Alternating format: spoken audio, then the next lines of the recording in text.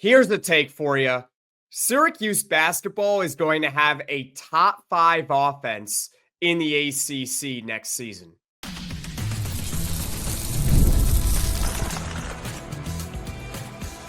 You are Locked On Syracuse, your daily podcast on the Syracuse Orange. Part of the Locked On Podcast Network, your team every day. Hello, everyone, and welcome into Locked On Syracuse. I'm Jackson Holzer, and thank you for making us your first listen of every single day here on the Locked On Podcast Network, your team every day. Of course, we are always free and available wherever you get your podcasts, whether you're watching on YouTube, you're listening on Apple, Spotify, wherever you get your podcasts. And on today's show, it's an optimistic Syracuse basketball podcast because we are going over some of the strengths of this team for the upcoming season. We're going to talk about some players who got a lot of upside later on in the show. We're going to talk about how Syracuse basketball is more athletic than they were a year ago. We're going to start the podcast discussing why Syracuse basketball is going to have a top-5 offense in the ACC in points per game next season. All that and more here on today's show of Locked On Syracuse. Now, if you are an everyday viewer or listener to this podcast, first of all, shout out to those who listen and watch every single day to Locked On Syracuse, right? You all are truly the best. Thank you all so much. I'm going to sound like a broken record here, so bear with me for just a little bit because some of you all who are watching or listening may be tuning in once a week, or maybe this is your first time discovering Locked On Syracuse, right? The Orange still have 3 open scholarships remaining on their roster. That means they can technically add 3 more players this offseason. Now, the reason why I mention that is because, hey, maybe the outlook of this team could change from right now, which is May 21st, to when the season starts in November, right? But for the sake of argument, if and when Syracuse does make more additions to its roster, I don't think they're going to be any significant contributors to this upcoming season. That's why we can start really diving into the nitty-gritty of this roster. Thank you all for bearing with me. Now let's really get into this show.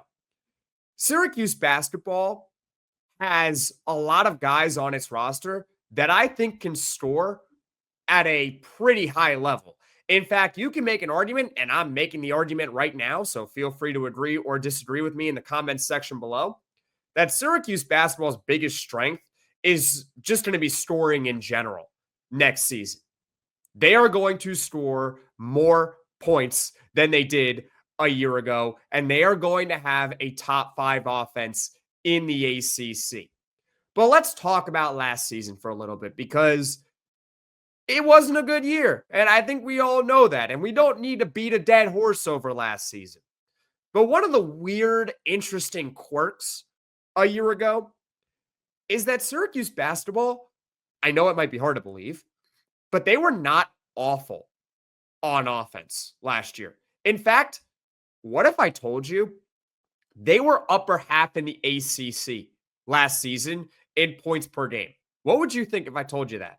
You'd probably think, really? They were upper half in the ACC. I mean, I know the ACC wasn't very good, but still upper half? They were. That's a fact. They were 8th in the ACC last season in points per game with 74.7 points on average. And they did that while missing J.J. Starling, who averaged nearly 18 points a game last year for 7 games. And they were missing Donnie Freeman, who was their second leading scorer, by the way, for 19 games. And yet Syracuse still finished with the 8th best offense in the ACC a year ago. On top of that, Syracuse was not that far off from being a top-5 offense in the conference. They averaged, again, 74.7 points a game. That was 1.4 points shy of Clemson, who had a top-5 offense in the ACC. They were number 5, to be exact. Now, think about this upcoming season, right? You got J.J. Starling and Donnie Freeman coming back. Last year, the duo combined for 31 points per game, just about, right? And I could see them finishing with a similar output this upcoming season. Here's what I expect will happen. I don't think that J.J. Starling is going to be able to replicate 17.8 points per game like he did a year ago, because a year ago, he shot 16 shots a game, which was by far and away the most on the team. I think we broke it down either earlier this week or last week that nobody else on the team even averaged 10 shots per game. So he was getting all the looks on offense a year ago, which contributed to a very high point total. I don't think he's going to have to take 16 shots per game this upcoming season in order for Syracuse basketball to score. I do think his efficiency will go up, but then I don't necessarily think that his efficiency going up combined with his shots going down is going to all of a sudden equate to him averaging 17 points a game next season. I think realistically for Starling, I'm expecting about 15 points per game. And I'm not sitting here saying like, oh, he's going to regress. I'm just saying he doesn't need to shoot 16 shots a game next season. He just doesn't. However, I do think that Donnie's total is going to go up because he averaged over 13 points per game last year, and he did it on less than 10 shots per game. I could very easily see him next season averaging 12 shots per game, so that's 2 more on average, and all of a sudden he's averaging 15 points. That's what it is right there, because Donnie shot about at a 50% efficiency. It actually was a little bit higher than that. So if you give him 2 more shots, you got to figure that he'll make 1 more, which means he'll go from 13 points a game to 15 points per game. Sounds simple enough, right? So overall, I think that they're going to combine for about 30 points per game on average, that duo.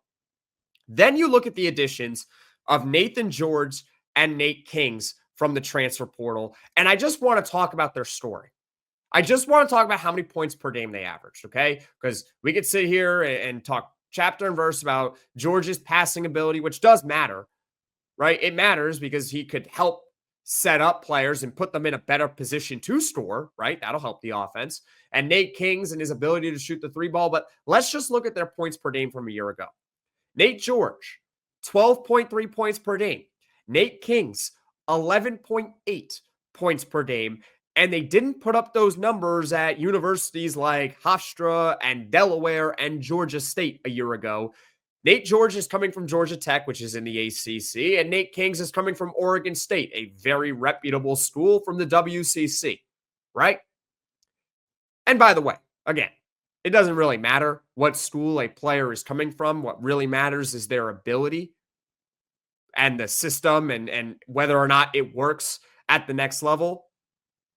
But for those that care about that stuff, about what school a player is coming from in the portal, well, hey, Nate George is a high major transfer, and Nate Kingz, while technically not a high major transfer, is coming from Oregon State. So you can maybe feel pretty good with that. So with Starling, Donnie, Nate George, and Nate Kingz, that's 4 players who could average 10 points per game at least next season. I think the highest odds is J.J. Starling, and the lowest odds is probably Nate Kingz. And the last time that Syracuse basketball had 4 players that averaged 10 points per game, you got to go back to 2022. So that's Buddy Boeheim, Cole Swider, Joe Girard, Jimmy Boeheim, and Jesse Edwards. Now, unfortunately for that team, they went under 500 because just because you got a lot of players that can score doesn't mean that you're going to win a lot of basketball games. We saw that in 2022. But even beyond just the 4 players that I mentioned earlier on in the podcast, right?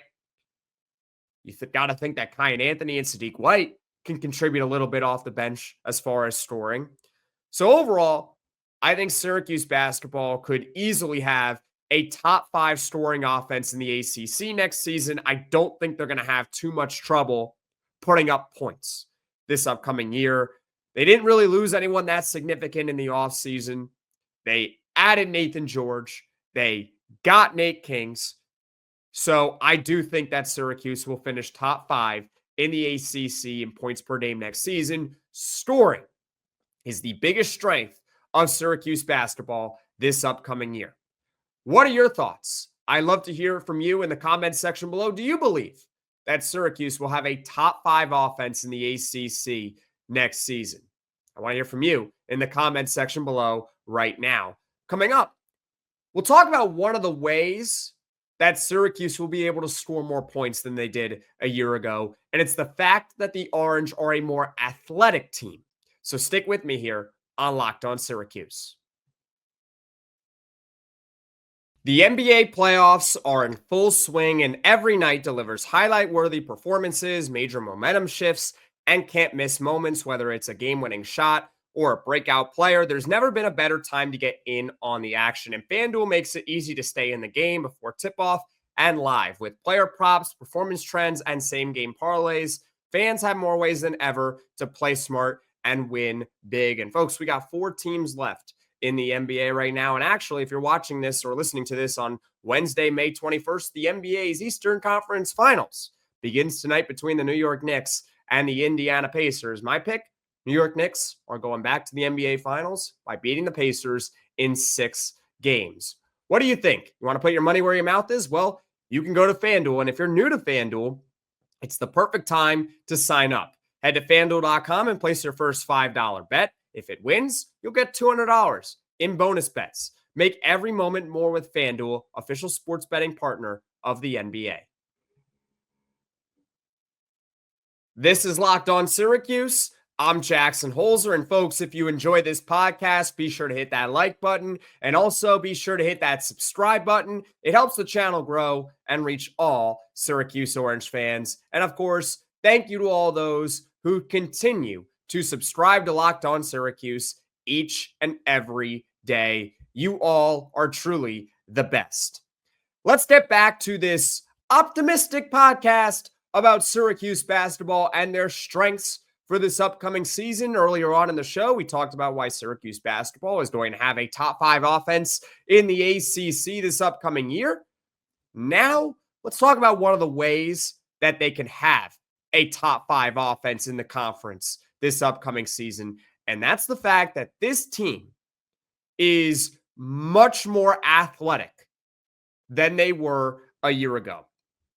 We heard in the State of the Program address on the Syracuse Orange YouTube channel from head coach Adrian Autry and general manager Alex Klein that they want to build a team and have a team that can get out and run in transition, be athletic, play above the rim. We heard all those fancy terminology buzzwords from those guys in their State of the Union address. And well, in order to do that, in order to be a team that wants to get out in transition and score a lot of fast break points, you got to be pretty athletic. And I think for the most part, Syracuse has made its team more athletic than they were a year ago. For context, we discussed earlier on in the podcast how Syracuse actually wasn't terrible on offense. They were upper half in the ACC. But let's get into their fast break points a year ago. That was bad. They averaged about 8.5 fast break points per game last season, and that was well outside the top 200 nationally. I believe the exact number, for those that are interested, was 243 in the country in fast break points. And let's be honest, Syracuse basketball did not have the personnel last year to be a team that could get out and run in the fast break. It doesn't mean that Syracuse, well, they were ultimately a bad team, but just because you're not necessarily good in the fast break doesn't mean that you can't be a good basketball team. But in the case of Syracuse, they did not have that personnel to be a team that could score a lot in transition last season. They were just too reliant on being really a half-court offense. But the fact that Syracuse is more athletic this upcoming season, I think that's one of the ways that they can really get better on offense, which again, was not actually that bad a season ago. Looking at the starting lineup alone, it's not even close between the two teams a year ago as far as athleticism. Your point guard is now Naithan George versus Jaquan Carlos last season. Yeah, with all due respect to Jaquan Carlos, Naithan George is just more athletic. He's just more athletic than him. Forget being a better player for a second. He's just more athletic. He can run and get out in the fast break. Your shooting guard, it remains J.J. Starling, who J.J. Starling, maybe his best attribute is his pure athleticism. And I don't even think TV does him justice or enough justice. If you actually watch him in person, there are times during a game where he's just moving at a different speed. And I don't care who the opponent is. He sometimes will move at a different speed. He is sometimes a blur on the court. That guy is athletic. For all his faults and the fact that I'll criticize him for not being a good free throw shooter or not necessarily a good defender or not a good outside three-point shooter. I'm wearing all of it. I understand that he is not a perfect player, but arguably his best attribute is his athleticism. The dude can run. He can run. Your small forward is Nate Kingz versus Chris Bell a year ago. And I think at worst, when you're looking at Kingz versus Bell as far as athleticism, I think you're looking at a push. That's the worst case in my opinion, but I do think that Kingz is a better athlete than a guy like Chris Bell. Your power forward remains Donnie Freeman from a season ago, and I consider him more, or not more athletic. I consider him about a decent athlete. He doesn't have cinder blocks for feet. He can move around a little bit for a power forward, obviously. I mean, it's demonstrated by the fact, the guy can somewhat shoot threes at a relatively decent clip. 33% at 6'9", 6'10". Yeah, he's pretty athletic. He can run. No doubt about it. And then your center. It's William Kyle versus Eddie Lampkin. Eddie Lampkin is a better player than William Kyle. I'm sorry. I hate to be the bearer of bad news. Eddie Lampkin's better. But William Kyle is different. And one of the ways where William Kyle is better than Eddie Lampkin is his athleticism. With all due respect to Eddie Lampkin, he just wasn't a guy who was going to run out in the fast break. That's just not his game. It's not. Some guys have strengths, some guys have weaknesses, and that is not his game. He was a half-court player. He was somewhat good around the paint, although his finishing left a little bit to be desired. But he was a good rebounder. He was a good passer. But as far as his ability to get out in transition, William Kyle is better than Eddie Lampkin in that regard.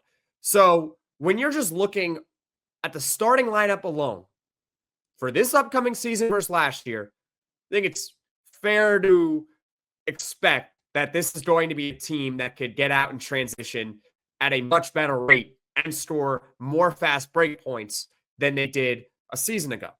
And then you look at the bench, and I'm not going to sit here and rattle off every single player, but you got Sadiq White, who is an athletic freak coming out of high school.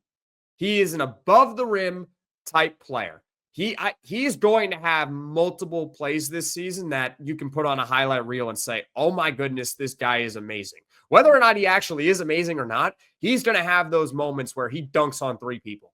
It's just going to happen. He's an above-the-rim player. He can get up and down the floor, great in transition, very excited. In fact, I think that's where his offensive output is mostly going to be as a true freshman. I'm not necessarily sure about his shooting, but his athleticism, that I'm confident will transition to the next level. No pun intended. Then you got Kyan Anthony. I think it's fair to say that he's athletic, right? Obviously, he's athletic. Even your backup center and a guy like Ibrahim Soare, he's more athletic than Naheem McLeod.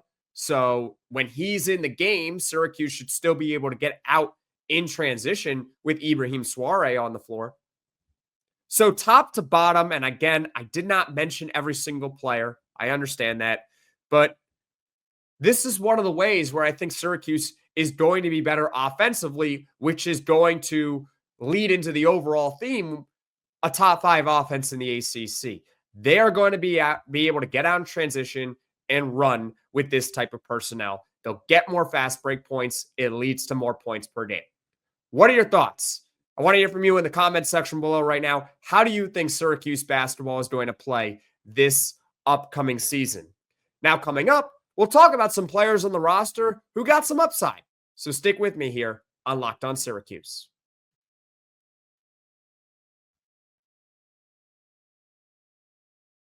There are a good number of players on Syracuse basketball with a decent amount of upside this upcoming season. And this is how you know this is a positive podcast about Syracuse basketball, talking about some of their biggest strengths, because saying that there are players with a lot of upside could also be used as a negative, which we will talk about on the podcast tomorrow when we discuss the weaknesses of Syracuse basketball.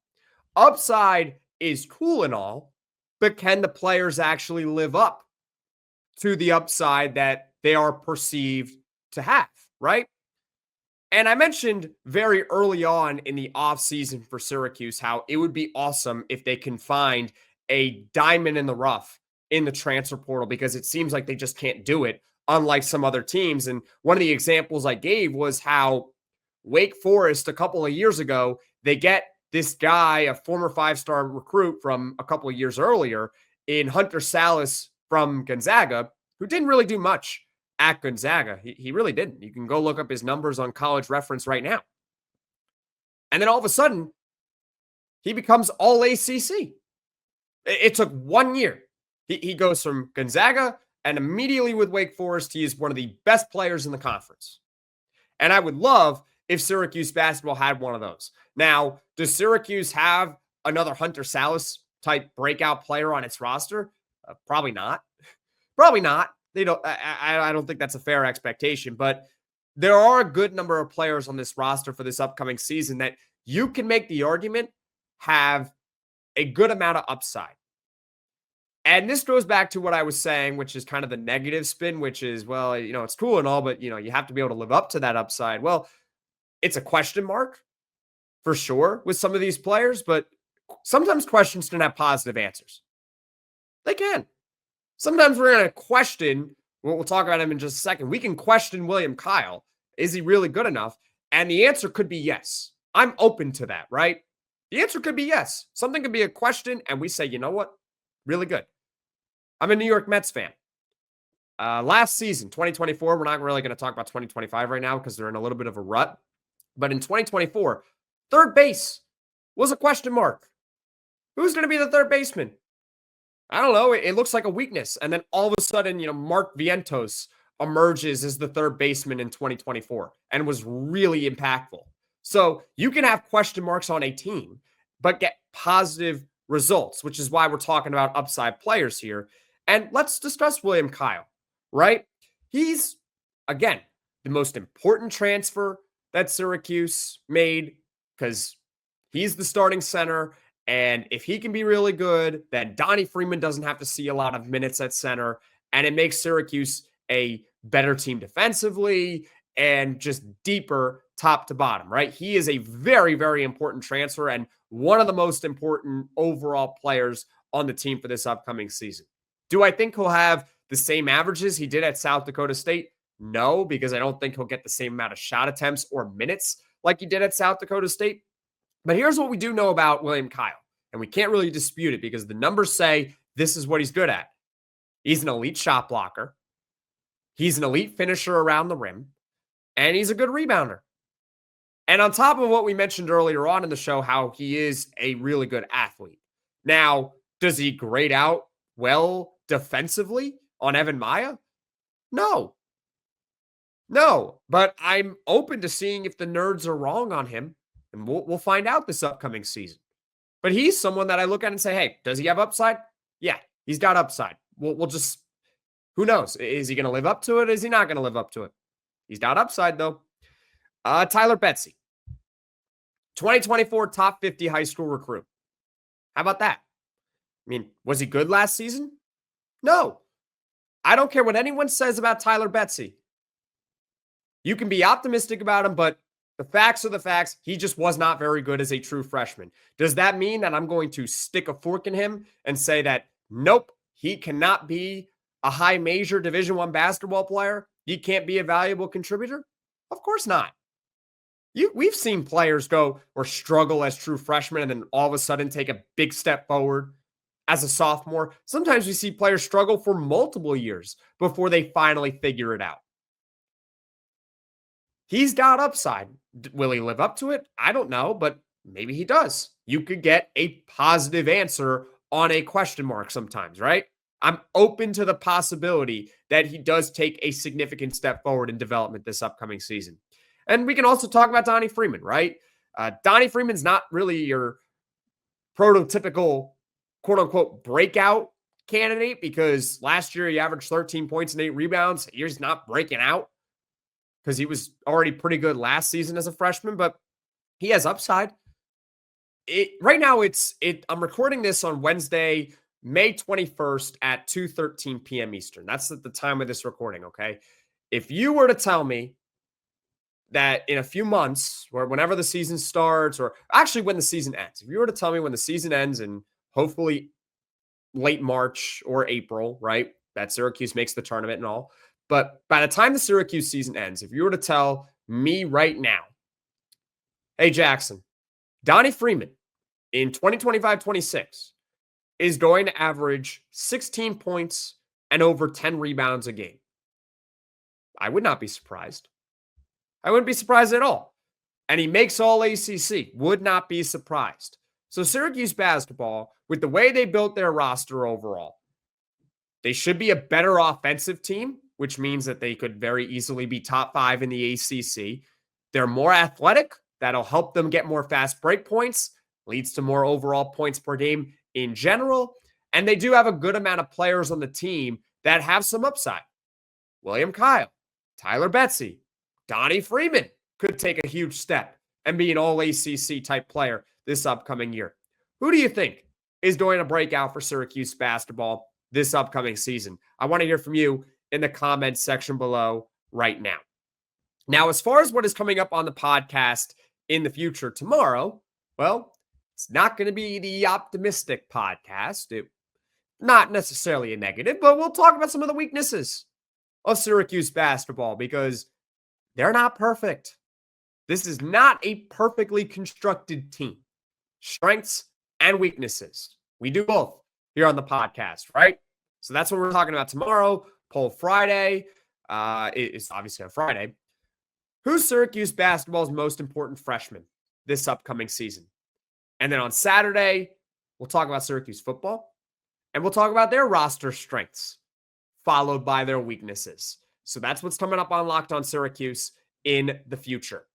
And thank you for making Locked On Syracuse your first listen today. For your second listen, you can check out the Locked On Portal Show with football recruiting expert Brian Smith, who's got the latest rumors and signings each and every day. When Syracuse football does something significant, guess what? Oftentimes, me and Brian, we do a podcast together. So you're going to want to check out the Locked On Portal podcast so you can be the most informed fan on the rapid changes to the college football landscape. Find the Portal podcast on YouTube or wherever you get your podcasts. Folks, thank you all so much for watching. Thank you all so much for listening. If you like this podcast, be sure to hit that like button. If you really enjoy the podcast, be sure to hit subscribe. Tell all your friends about Locked On Syracuse, and I will see you all again soon.